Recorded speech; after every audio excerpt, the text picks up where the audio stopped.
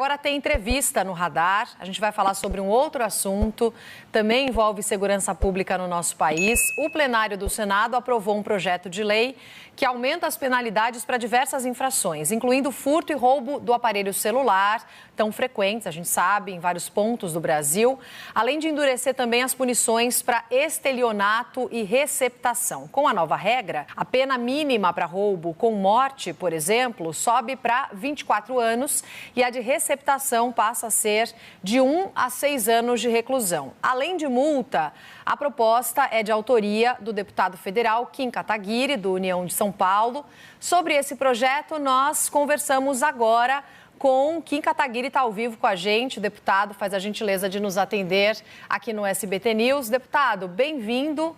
Bom dia, quase boa tarde. A gente sabe que segurança pública está no centro das preocupações dos eleitores. A gente teve mais uma pesquisa reforçando isso nessa manhã.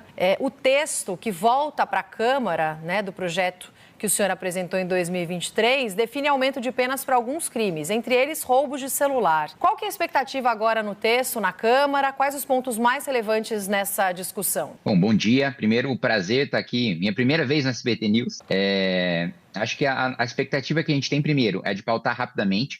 Já conversei com o presidente Hugo Motta, ele se comprometeu a pautar esse projeto, que é uma luta minha aí de mais de 2 anos. A gente finalmente vai conseguir levar a sanção. A principal discussão na volta da Câmara dos Deputados é se a gente aprova o texto mais duro do relator da Câmara, que foi o deputado Alfredo Gaspar, ou se a gente acata a maior parte das penas que foram definidas pelo relator no Senado, o senador Efraim, que fez também um excelente trabalho e conseguiu aprovar no Senado por unanimidade. Aliás, o senador Efraim também fez ajustes importantes de técnica legislativa. Mas eu acho que o principal ponto em relação a esses aumentos de pena são questões processuais que mudam a partir delas, Então, por exemplo, o furto, que hoje tem uma pena de 1 a 4 anos. Quando a pena máxima passa a ser 6 anos, a gente abre a possibilidade para que um réu primário seja preso, vá para o regime fechado. Porque hoje, se você é condenado por um crime e a sua pena, no final das contas, é de até 4 anos,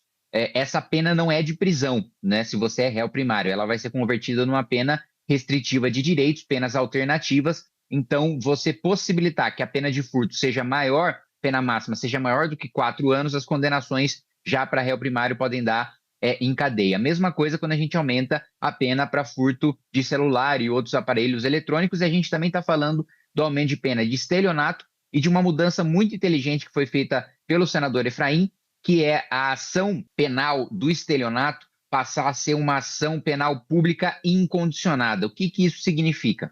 Hoje, para você processar criminalmente alguém que comete um estelionato, isso depende da vontade da vítima. E muitas vezes são idosos os principais alvos de estelionato e eles ficam constrangidos de ir até a polícia, de avançar com esse processo. Agora, o Ministério Público, independentemente da participação da vítima, vai poder processar criminalmente o bandido que cometeu o golpe contra qualquer pessoa. Também tem o aumento de pena, como você colocou, do latrocínio. A pena mínima passa a ser de 24 anos. Então, eu me lembro que há pouco tempo a pena máxima de homicídio era de 20 e a gente está colocando aqui. Se você roubar alguém e essa pessoa morrer, a pena mínima vai ser de 24, a pena máxima de 30 anos. Receptação, a mesma coisa. A gente ataca a receptação porque ela foi considerada, quando foi escrito o Código Penal, como um crime de menor potencial ofensivo, porque não tem violência e não tem grave ameaça. Receptar é você receber o fruto de um crime, sabendo que aquilo é fruto de crime. Só que a gente ataca a receptação porque ela é o elo econômico do crime. Se não tem quem faça a receptação para vender aquele celular que foi roubado, não tem quem roube. Porque se o ladrão não consegue escoar, por assim dizer, a produção fruto do seu roubo, fruto do seu crime, ele não consegue converter em dinheiro e, portanto, vale muito menos a pena ele roubar principalmente aparelhos eletrônicos ou joias ou aquilo que precisa ser revendido.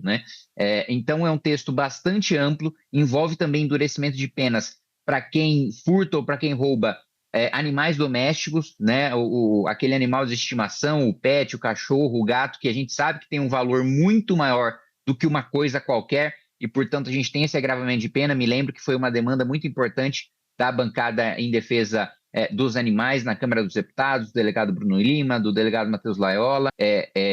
Então, do Beccari também, deputado Beccari. Então, é uma construção de texto bastante completo. Começou com furto, roubo e receptação, avançou para a questão de interrupção de serviços públicos, né? Então, alguém que atrapalha o fornecimento de luz elétrica, de internet, né, de transporte público, também passa a ter, né, uma pena aumentada. Fraude bancária, estelionato, como eu já coloquei. Então, um projeto que começou com aumento de pena de furto, roubo e receptação se transformou numa verdadeira mini-reforma ali do Código Penal para os crimes mais comuns que acontecem contra os brasileiros. Deputado, só fazer aqui uma correção, né? Te apresentei como deputado pela União Brasil e o senhor mudou desde o último dia 6 para o partido Missão. Feita aqui a correção, chamo os nossos analistas também para a entrevista. Marcela Matos, de Brasília, tem uma pergunta e depois a gente segue também com os nossos outros analistas. Fala, Marcela. Boa tarde, deputado. Obrigada pela entrevista. A minha dúvida é a seguinte: sempre que a gente fala em aumento de penas, essa é a real necessidade ou o problema de fato é a aplicação da lei?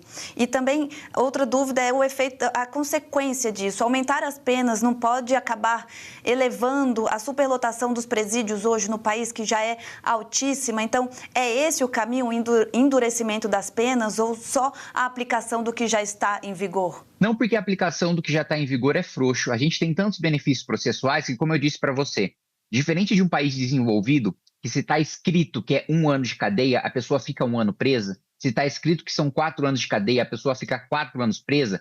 No Brasil, como eu coloquei para você, se você é réu primário, se pela primeira vez você está sendo condenado, não necessariamente a primeira vez que você está cometendo crime, mas a primeira vez que o Estado conseguiu te punir, e a pena é de até 4 anos, você não vai preso, né? A pena está lá, 4 anos de cadeia, você não vai preso, né? Então, o aumento de pena não é apenas a pessoa ficar mais tempo na cadeia, é uma decisão certa se a pessoa vai ser presa ou não vai ser presa por causa dos nossos benefícios processuais, da conversão da pena privativa de liberdade em pena restritiva de direitos. Então a pessoa vai ter que assistir palestra, vai andar com tornozeleira, né, vai cumprir no regime semiaberto, no regime aberto, vai ter que ficar em casa à noite e aos finais de semana, em vez de ir para a cadeia.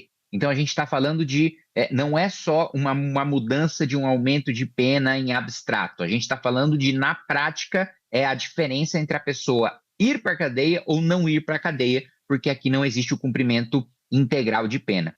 Outro aspecto que você colocou sobre superlotação de presídios, essa é uma analogia que eu faço. Quando falta leito no SUS, a gente não joga quem está internado fora porque está lotado, a gente cria novos hospitais. Da mesma maneira, se tem presídio lotado, precisa construir mais presídio.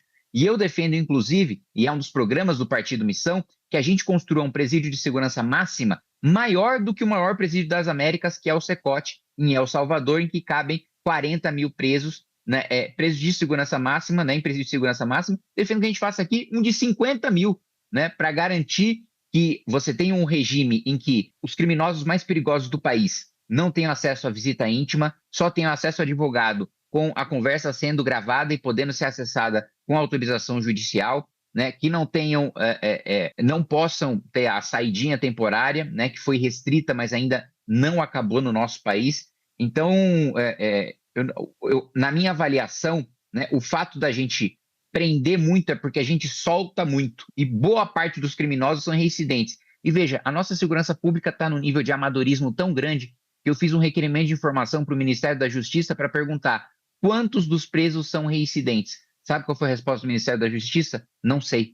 A gente não sabe nem o perfil dos presos do nosso país. Quanto menos ter os dados para a gente saber onde os presídios precisam ser construídos, qual é o nível de segurança que esses presídios precisam ter, qual que é o regime de cada um desses presos. Então, a gente vive realmente uma situação muito difícil no nosso país, considerando também que há não muito tempo a gente teve pela primeira vez na história do Brasil a fuga de um presídio federal, né? Se você chegou até aqui, deixe seu joinha, comente e compartilhe para ajudar a divulgar esse canal de cortes.